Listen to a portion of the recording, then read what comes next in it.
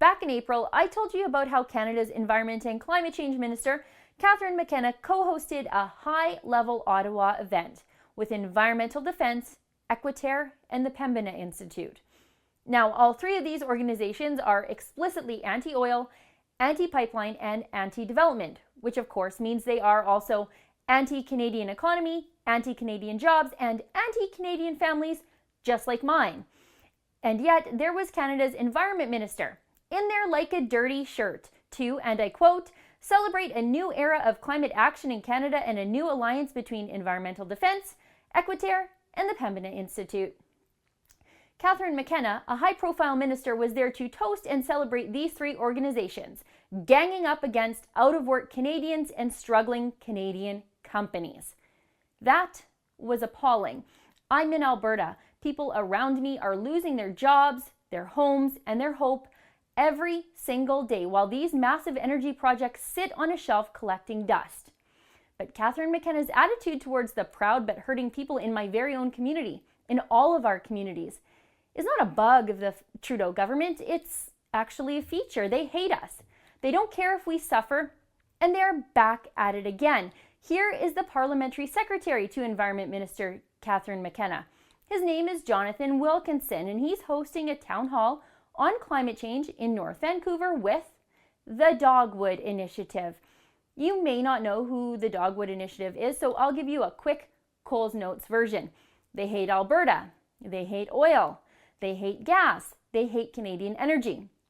And I'm on their email list, so I get to see what sorts of things they say and do. This is from this week alone. They're celebrating the killing of the Northern Gateway Pipeline project that will ultimately kill jobs in my Alberta community.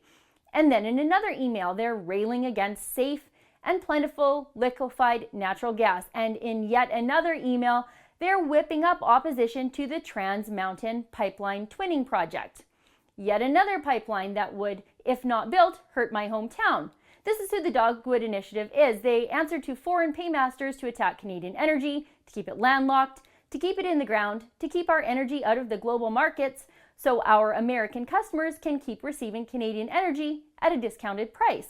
And as our Vancouver Rebel correspondent Christopher Wilson told us this week, Dogwood has taken $1.2 million from the massive environmental charity clearinghouse, the Tides Foundation, since 2008, all to oppose energy projects that Canadian families like mine and yours need.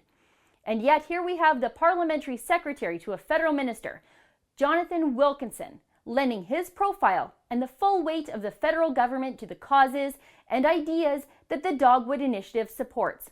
Causes like creating more unemployment in devastated Alberta, more insecurity in an oil patch that desperately needs investors, and maintaining discounts on Canadian energy for their American friends. This is the Trudeau government attacking Bruderheim, Fort Saskatchewan, and Sherwood Park, Alberta. This is the Trudeau government attacking Fort St. John, Kitimat, and Dawson Creek, BC, and all the communities in between that rely on Canadian energy projects just to survive. These are our hometowns full of good people, and they deserve far better than a federal government that is aligning itself with the people and organizations who want our towns to die. For the Rebel.media, I'm Sheila Gunn Reid. Thanks for watching. Click here to never miss a Rebel update. Want even more of the Rebel? Well, click here to become a premium member.